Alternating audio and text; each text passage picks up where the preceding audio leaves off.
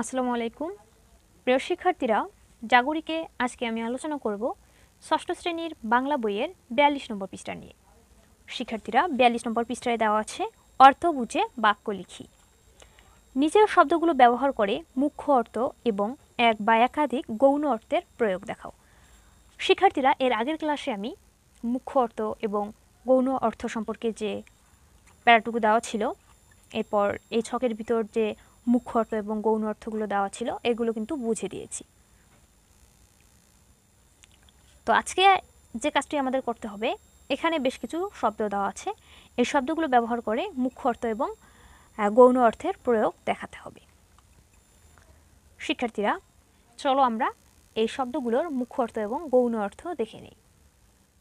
প্রথমেই ছিল মাথা।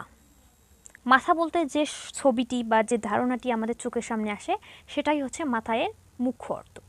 মাথা বলতে আমাদের একটা মানুষের মাথা বা কোনো কিছুর মাথার ছবি আমাদের মনে বা আমাদের ধারণায় চলে আসে, অর্থাৎ শরীরের একটা অংশ চলে আসে। এর মুখ্য অর্থ আমরা এভাবে লিখতে পারি, শরীরের উপরের অংশ। এখন এটা দিয়ে আমরা একটা বাক্য তৈরি করব, তার মাথার চুল পড়ে যাচ্ছে। এরপর এই মাথার একটা গৌণ অর্থ লিখি, প্রধান। আব্দুল আউয়াল সাহেব এই গ্রামের মাথা। এখানে মাথা বলতে গ্রামের প্রধান বা গ্রামের বিখ্যাত একজন এরকম বোঝায়। বেশি আদর দিয়ে তার মাথা খেও না। এখানে মাথা খাওয়া বলতে সর্বনাশ করো না। বেশি আদর করলে ছেলেমেয়েরা নষ্ট হয়ে যায় বা তাদের সর্বনাশ হয়ে যায়। এখানে মাথা অর্থ হচ্ছে সর্বনাশ। এরপর শব্দটি হচ্ছে হাত। হাতের ৫ আঙ্গুল সমান নয়। এই হাত, এখানে হাতের যে আঙ্গুল, হাত বলতে আমরা একটা হাতের ছবি বা শরীরের একটা অংশের ছবি দেখতে পাই, তাই এটি হচ্ছে মুখ্য অর্থ। এরপর আমি তার কাছে হাত পাততে পারবো না। হাত পাত্তা মানে হচ্ছে অনুগ্রহ কামনা, ঠিক আছে, এটা হচ্ছে গৌণ অর্থ। এরপর এই হাত জোর করছি সেই কথা আর বলবো না। হাত জোর করা মানে হচ্ছে ক্ষমা চাওয়া বা ক্ষমা আমরা লিখতে পারি গৌণ অর্থ।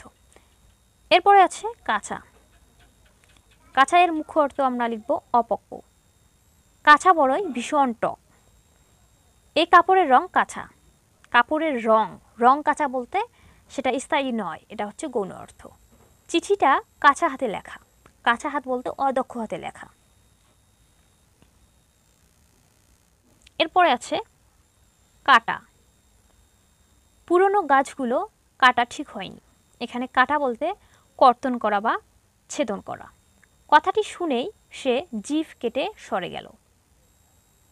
এখানে জিভ কাটা বলতে লজ্জিত হওয়া। কেউ যখন লজ্জিত হয় আমরা বলি জিভ কাটলো। আকাশের মেঘ কেটে গেছে। মেঘ কেটে যাওয়া বলতে আকাশ এখন পরিষ্কার। আমরা এখানে কাটা এই শব্দটি বিদরিত অর্থে ব্যবহার করতে পারি। এরপর দেখো চোখ। চোখ বলতেই আমরা যে ছবিটি দেখতে পাই, দৃষ্টি, একটা চোখের ছবি দেখতে পারি, এটা হচ্ছে মুখ্য অর্থ। সে চোখে ঝাপসা দেখে। ছোট বাচ্চাদের চোখে চোখে রাখতে হয়। চোখে চোখে বলতে সতর্ক রাখতে হয়। চোখ ওঠায় সে কালো চশমা পড়েছে। এটা হচ্ছে একটা রোগ, চোখ ওঠা। তাহলে এখানে চোখ হচ্ছে রোগ অর্থে ব্যবহৃত। এরপর আছে কান। কান বলতে আমরা শরীরে একটা অঙ্গ দেখতে পারি, এটা হচ্ছে মুখ্য অর্থ, কর্ণ বা প্রত্যঙ্গ। তিনি কানে কম শোনেন। লোকটি কানে শোনে না।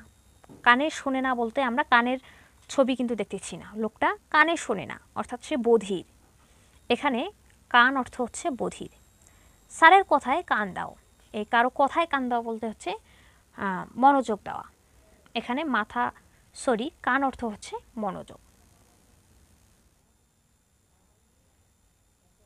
শিক্ষার্থীরা, আমরা এই শব্দগুলো ব্যবহার করে মুখ্য অর্থ এই শব্দগুলোর এবং একাধিক গৌণ অর্থ বের করে নতুন বাক্য তৈরি করে দেখালাম। এরপর আছে লেখা শেষ হলে সহপাঠীর বাক্যের সঙ্গে তোমার বাক্যগুলো মিলিয়ে দেখো।